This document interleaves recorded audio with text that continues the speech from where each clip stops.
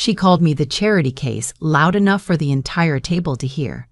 And by the time that dinner was over, she was going to wish she had never learned my name. I almost didn't go. I had been sitting in my apartment that Thursday night, still in my work clothes, eating leftover pasta straight from the container, when my phone buzzed. My cousin Petra had texted, "Don't forget Saturday, 7 p.m. Hartfield Grand, dress nice." I stared at the message for a long time. My cousin Dex was getting engaged. Officially, there was a dinner. The kind with a private room and printed menus and people who checked your name at the door. His girlfriend Lena had planned it herself. I'd heard this from my aunt because Dex hadn't called me directly. He almost never did anymore. I typed back, "I'll be there." Then I set my phone face down and finished my pasta. Here's what nobody at that dinner knew about me. I co-owned the building they were eating in, not the restaurant. The whole building. 18 floors of it, including the Hartfield Grand's commercial lease on floors 2 through 5. My business partner Jonah and I had acquired it 14 months earlier through our real estate investment firm Voss and Kenny as part of a larger portfolio deal. We didn't advertise it. There was no plaque with my name anywhere. The restaurant staff knew their property management contact as a company, not a person. So when I walked through those doors in my navy dress with my hair pinned back, I was just Dex's quiet cousin from out of town, the one nobody had seen in 3 years, the one who, according to family legend, had struggled after college and moved around a lot and never really landed on her feet. They weren't entirely wrong about the struggling part. They just had the timeline wrong by about 6 years. I found the private dining room easily. It was the Magnolia Room, second door on the left past the bar. I'd actually approved a renovation quote for that room 8 months ago. New crown molding. The ivory wallpaper had been my suggestion. I hadn't thought about that until I walked in and saw it, and something about it made me almost laugh. The room was already full. Maybe 30 people? Dex's side and Lena's side, arranged around a long rectangular table with candles and white flowers I didn't know the name of. My Aunt Peg waved from across the room. My Uncle Vin gave me a nod. I found an empty seat near the middle, set my bag down, and smiled at the woman next to me who I didn't recognize. "You must be family," she said. "Dex's cousin," I said. "I'm Nora." "Oh." She smiled in a way that was perfectly pleasant and completely blank. "Lena's mentioned the family. Are you the one who lives in Portland, was it?" "I'm based in Denver now," I said. She nodded once and turned back to her bread plate. I looked down the table and found Dex. He was flushed and happy, one arm around Lena, who was laughing at something someone had just said. She was beautiful in the way that makes a room adjust itself around a person. Dark hair, bright earrings, the kind of confidence that fills space without trying. I'd only met her twice before, both times briefly at family things where I'd been on the edges and she'd been at the center. She caught me looking and smiled, but it was the kind of smile you give a stranger you're being polite to. Then she said something to the woman beside her. Her mother, I thought. And they both glanced at me for half a second before looking away. I picked up my water glass. Dinner started. The food was good. It always was here. I'd eaten at Hartfield twice before and the kitchen was consistent. The conversation around me was the kind that happens at family events where half the people don't actually know each other. Careful, slightly performative, full of questions about jobs and cities and how long you're in town. I answered when asked. I asked things back. I was fine. Then Lena's mother, I heard someone call her Vivian, started talking about real estate. It came out of nowhere the way these things do. Someone mentioned Denver, someone else mentioned home prices, and suddenly Vivienne was holding court about the market, about investment properties, about a friend of hers who had made an absolute killing flipping houses in Scottsdale. "Real estate is the only honest way to build wealth," she announced in the tone of someone reading from a personal philosophy they'd had laminated. "Everything else is speculation, stocks, crypto, all of it." She waved her hand. "But property is real." "Nora's in Denver," my Aunt Peg offered helpfully from down the table. "Maybe she knows the market there." Vivian looked at me. "Oh? What do you do, Nora?" "I work in commercial real estate," I said. "Oh, how fun." She smiled. "Like leasing?" Or more on the admin side? Investment and acquisitions, mostly, I said. She nodded the way you nod at someone who has said something technically true but not impressive. Well, it's a good industry to be in, even in an entry-level capacity. The exposure alone is worth it. I was 29. I had not been entry-level in 4 years, but I just said, absolutely, and reached for my wine. That's when Lena leaned forward. She had been half listening, I think, the way you do when you're the center of a party and conversations keep pulling at you from different directions. But something had snagged her attention, and now she was looking at me with an expression I couldn't quite read. "Wait," she said. "Dex, isn't this the cousin who—" She stopped, glanced at Dex, then seemed to decide something. "Didn't you say she had to borrow money from your mom a few years back, for rent?" The table didn't go quiet, but the people didn't go quiet. But the people didn't go quiet. But the people nearest to us did. I felt my face go very still. It was true. 6 years ago, I had borrowed $800 from my Aunt Peg because I had been between jobs and my landlord was threatening to report me to collections. I had paid her back within 3 months. I had never forgotten it and never stopped being grateful for it. It was also the kind of thing that, once it enters family mythology, apparently lives there forever. "That was a long time ago," Dex said, and he had the grace to look uncomfortable. "Oh, I'm not judging," Lena said in the voice of someone absolutely judging. "It's just, we all go through rough patches." She looked at me with something that was almost sympathy, but was mostly pity, the performed kind. It must be hard, watching everyone else kind of settle, you know? Get established. You'll get there. I was quiet for exactly 1 second. "Thank you," I said. "That's kind." She held my gaze for a moment, like she was waiting for me to fold, to look away, to do something small that would confirm whatever she'd already decided about me. I didn't. I just smiled and reached for my bread. She turned back to her mother, and I heard her say, just low enough to be deniable, "Dex said she's always kind of been the family charity case."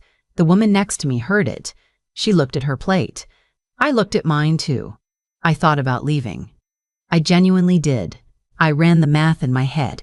How long until dinner was over, whether I could claim a headache, whether anyone would actually notice or care if I just slipped out. My coat was on the back of my chair. It would have taken 30 seconds.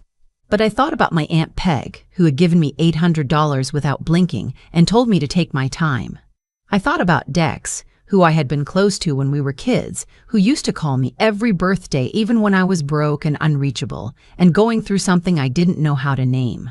I thought about how long it had been since I'd been in the same room as most of these people. I stayed, the dinner went on. I talked to my Uncle Vin about his retirement. I talked to someone named Faye, who was Lena's college roommate, and was actually very funny and didn't seem to know or care about any of the subtext happening at the other end of the table. I ate my salmon and drank 1 glass of wine and then switched to water because I was driving. Around the time dessert arrived, Lena stood up to make a toast. She was good at it. I'll give her that. She talked about Dex, about how she'd known from their first date that he was someone rare, about how she'd never believed in the word soulmate until she'd spent 3 years watching him choose her every single day. It was well-structured, emotionally intelligent, genuinely moving in places. People cried. Even I felt something in my chest tighten, not from the words themselves, but from watching Dex's face while she said them. He looked at her like she was the only light source in the room. Then she said something she hadn't planned, or maybe she had. I still don't know. "I want to thank everyone who helped make tonight possible," she said. "This venue, this dinner, it's not cheap, and we couldn't have done it without the people in our corner." She smiled around the room. "I also want to say," and here she looked directly at me, "that success isn't handed to anyone. Dex and I have worked incredibly hard for everything we have, and that's something we're proud of." She said it so smoothly, so warmly, like it was a general sentiment, something anyone might say. But her eyes didn't move from my face. I nodded once. I picked up my water glass. My phone buzzed in my bag. It was Jonah, my business partner. The message said, "Hey, did you know Hartfield double-billed the HVAC servicing on our Q4 invoice?" Also, there's a weird LLC doing business out of Suite of 15-4 that I want to run by you. Call when you can." I looked at the message. I looked at Lena, who was accepting congratulations from her mother. I looked at the ivory wallpaper I had chosen. I typed back, "Give me an hour. Also pull everything you have on the commercial tenants in the building, all floors." Then I put my phone away and finished my dessert. After dinner broke up and people began drifting toward the bar or the exits, I found a quiet corner near the window and called Jonah. He answered on the second ring. "Tell me about Suite 11-1004, I said. "Okay, so," he said, and I could hear him pulling something up. "It's listed as a consulting firm, Barrett Advisory Group, but there's no website, no LinkedIn presence, no Secretary of State filing that's less than 18 months old. They signed a 2-year lease through a property management broker, not through us directly. So it slipped through our standard tenant vetting. How long have they been in the building?" 14 months. 14 months, I repeated. "Since almost exactly when we acquired it." "Yeah, which means they signed right at the transition. Whoever placed them might have been banking on the ownership change causing a paperwork gap. Do you have the lease signatory? A guy named Perrin Steck. But here's the thing, Nora, this Perrin Steck doesn't appear to exist. Like, not in any meaningful way. No social media, no professional history, no address that checks out. The lease has a guarantor, though. The guarantor is a woman named," he paused, "Vivienne Marcellet." I was very still. "Say that again," I said. He said it again. "Vivienne." Lena's mother, who had been sitting 15 feet from me all evening, explaining to a table full of people that real estate was the only honest way to build wealth. "Jonah," I said, "I need you to get our attorney on the phone first thing tomorrow." "Already on my list," he said. "How are you, by the way? Aren't you at some family thing?" "I'm at the engagement dinner for my cousin," I said. "His fiance's mother is our mystery tenant's guarantor." There was a beat of silence. "You're kidding me," he said. "I really am not." "Do you want me to come down there?" "No," I said. "Go home. Pull the filing. I'll call you in the morning." I hung up and stood there for a moment looking out the window at the parking lot below. The streetlights were on. It was cold enough that I could see my breath faintly reflected in the glass. I thought about Vivienne saying, "Property is real." I thought about the practiced ease of it, the authority. I thought about someone who understood enough about real estate to know that an ownership transition creates a gap, who understood enough about LLC structures to obscure a name, who had sat across a table from me all night and never once blinked. I went back inside. The bar area had filled up. I found my Aunt Peg near the entrance, putting on her coat. "There you are," she said.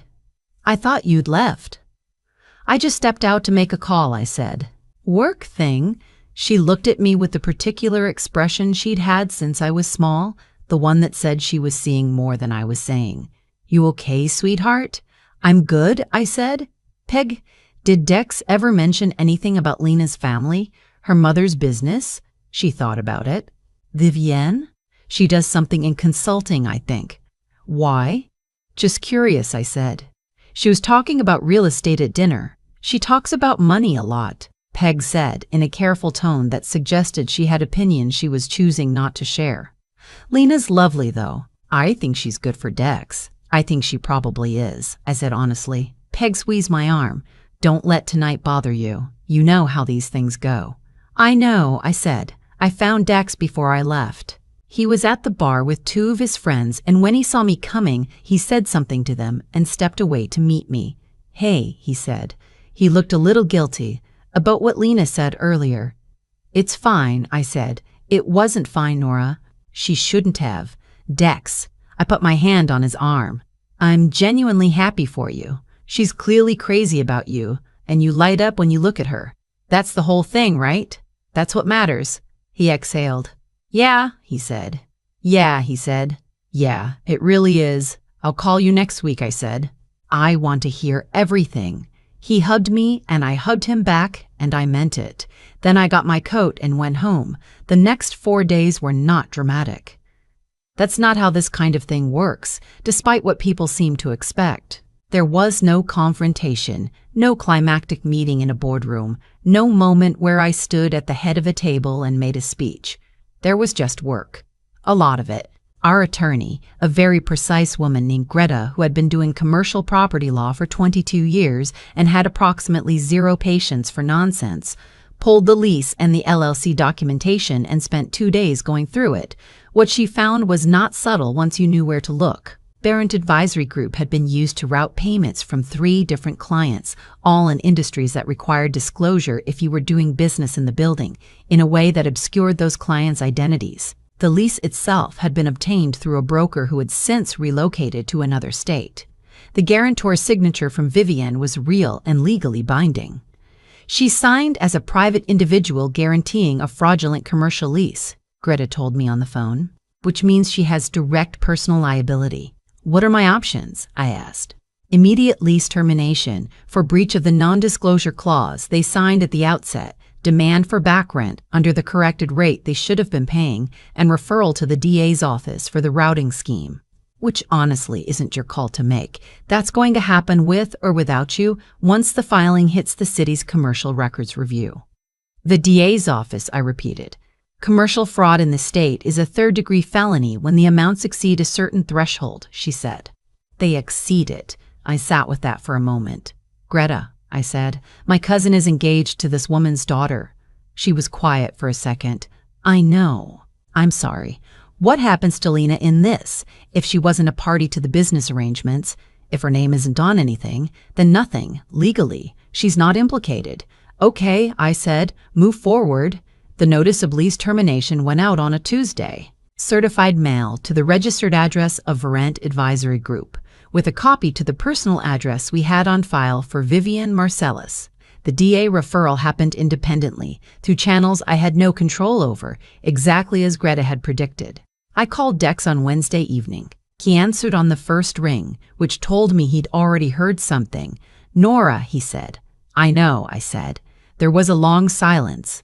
Is it true, he asked, that your company owns that you own? My firm owns the building the engagement dinner was at. Yes, I said, among others. Another silence. For how long? 14 months. I heard him exhale slowly. I waited. She didn't know, he said finally. Lena didn't know any of this. About her mother's, she didn't know. I believe you, I said. And I hope you know that this decision, the lease, the referral, it was a business decision. It had to be. I can't run a building where someone is using space to obscure financial routing. That's not something I can look the other way on, regardless of who's involved. I know, he said quietly. I know. Dex. I waited until I heard him breathe. I'm sorry this is happening to you. I really am. Yeah, his voice was rough. I know you are. We talked for another hour.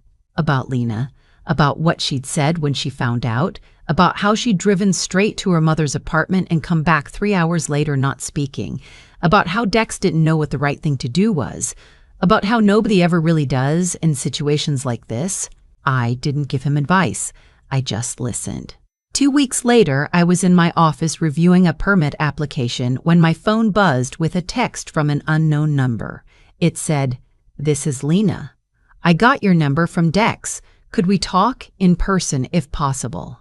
I stared at it for a full minute. Then I typed yes. Name a time. We met at a coffee shop near my office, a Wednesday afternoon in November when the light was already going gray by 4. She was there before me, sitting with her hands wrapped around a mug, her coat still on. She looked like she hadn't slept well. I sat down across from her.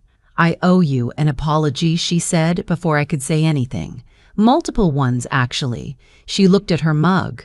"What I said at the dinner, the charity case thing, I shouldn't have said that. I don't actually think of people that way, or I didn't think I did, and hearing myself say it afterward." She stopped.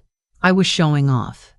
I wanted to seem like I had things figured out, and I made you small to do it. That was wrong. I looked at her. She wasn't performing this. Her hands were tight around the mug, and she was not looking at me with the effortless confidence she'd had at the dinner table. She looked like someone who had spent 2 weeks sitting with something uncomfortable and hadn't found a way around it. Thank you for saying that, I said. I mean it. I also. She stopped again. I need you to know that I didn't know about my mother's arrangement with the building. I genuinely didn't. She doesn't tell me everything, and She exhaled. I'm not making excuses for her. What she did was wrong, but I didn't know. I believe you, I said. She finally looked up. How? Because if you'd known, you wouldn't have made a scene at that dinner. You would have been trying to keep me at a distance, not trying to establish yourself over me. That's not the behavior of someone who thinks they have something to hide. She looked at me for a moment. You figured all of that out at the dinner. Not all of it, I said. Some of it came later. She nodded slowly. She was quiet for a moment, turning her mug in her hands. Can I ask you something? Yes. Did you know? When you were sitting there, when my mother was going on about real estate, did you know that she had anything to do with your building? No, I said honestly. I found out that night, after you made your toast. My business partner texted me. Something crossed her face. And you just sat there. I finished my dessert, I said. She made a sound that was almost a laugh, short and startled. Of course you did. We sat there for a moment in the quiet of the coffee shop. Someone behind the counter was steaming milk. The gray afternoon light came through the window and lay flat on the table between us. I love him, she said. I want you to know that. Whatever else you think of me or my family, I love Dex. This isn't something I did strategically. I didn't know about your company. I didn't know who you were. I know, I said. Do you think? She stopped. Started again. Do you think he'll be okay? He won't talk to me about how he's actually feeling about all of it. He will be, I said. He's been through harder things than this and come out with his heart intact. Give him time. She nodded. She looked out the window. For what it's worth, I said, I think you're good for him. I meant that when I said it at the dinner, and I still mean it. She looked back at me. Even after everything, even after I said, she left first. I stayed and had another coffee and watched the street outside get dark. I thought about the $800 my Aunt Peg had lent me, which I had paid back in 3 months, and which had followed me into that dining room 6 years later like a shadow I couldn't outrun. I thought about how long I had spent making myself small in rooms like that. Not because I was small, but because it felt easier than explaining, easier than arguing, easier than standing in the light and letting people see what they were actually looking at. I thought about Vivienne, who had understood enough about property and power to sit across from me all evening and talk about wealth like a sermon, not knowing she was preaching to the person who held her lease. I thought about what the highest liked comment on any video like this always says, the one that gets shared and screenshot and turned into something people put on their lock screens. They thought they were looking down at you. They didn't know they were standing on ground you built. And then I thought, the ground was always there. I built it in the years when they had already decided what I was. I built it quietly, the way you build things when nobody's watching, because nobody was watching. And I didn't do it to prove something to a room full of people at an engagement dinner. I did it because I wanted to, because I found something I was good at, and I stayed with it until it became something real. Because one Thursday night I was eating cold pasta in my work clothes, and my phone buzzed, and I almost didn't go. And then I went anyway. And the ivory wallpaper I had chosen was on the walls, and the building held us all, and nobody held us all, and nobody in that room knew except me. There is something quiet and complete about that. I don't know how else to say it. I paid for my coffee. I put on my coat. I walked out into the November evening and drove home, and the city looked the way it always looks when you've lived somewhere long enough to stop seeing it. Ordinary, familiar, entirely yours. My phone buzzed. Dex. Thanks for talking to her. She came home different. I typed back. She's good, Dex. Give her a chance. He sent back a single emoji, a small heart. I put my phone in my pocket and drove the rest of the way home in the quiet. I've thought about that dinner a lot since it happened.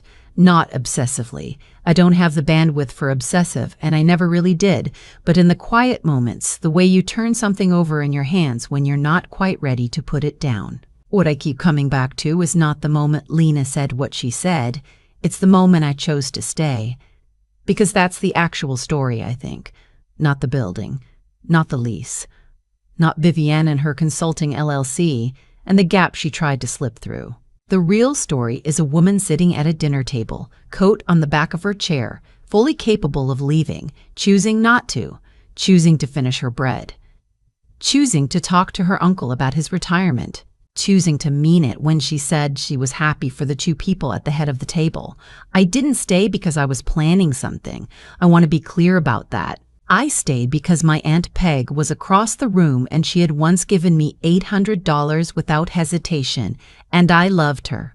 And I wasn't going to let someone else's performance of superiority take that evening away from me. That's what I think people misunderstand about situations like this.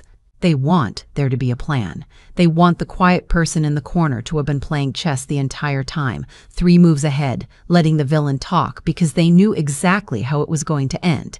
And sometimes that's true. But mostly, the quiet person is just someone who has learned over a long time and through a lot of difficulty that they don't have to react to every single thing that happens to them, that not every provocation requires a response, that you can know your own worth without announcing it to a room. I built what I built because I was interested in it, because I found something I understood and I stayed with it when it was hard and unglamorous, and when nobody in my family quite knew what to make of what I was doing. I didn't do it to prove Lena wrong. I didn't even know Lena when I started. But here is what I do believe, and I believe it without any framework borrowed from anyone else. The choices you make when nobody's watching accumulate. They compound. Every time I stayed late to understand a deal I almost didn't take, every time I asked a question in a room where I was the youngest person and the only woman, every time I did the unglamorous thing instead of the impressive-looking thing, all of it went somewhere. It built something. Not because the universe was keeping score, but because I was. Because consistency over time becomes its own kind of weight, its own kind of ground. Vivienne understood real estate. She just didn't understand that the ground she was standing on while she explained it to me was ground I had built. And Lena, I think about Lena too. She came to that coffee shop and sat across from me with her hands around a mug and said the words she needed to say, and that took something. That took the kind of intellectual honesty that is genuinely hard when you're also dealing with your mother's legal situation and your fiancé's complicated feelings and your own embarrassment. She did it anyway. I respected that. I still do. That's what I want to take from all of it, if I'm being honest. Not the satisfaction of the reveal that fades faster than you think it will. What stays is this. Integrity compounds the same way everything else does. The choices Lena made in that coffee shop, Dex made every time he picked up the phone, even when I was hard to reach, Peg made when she handed over $800 without a lecture. Those choices built something too. They built the kind of people who, when things got hard and strange and uncomfortable, still showed up correctly. I drove home in the quiet that November evening, and the city was ordinary and entirely mine, and I thought, this is what it feels like when the long game pays off. Not loud, not cinematic, just quiet and true and completely enough.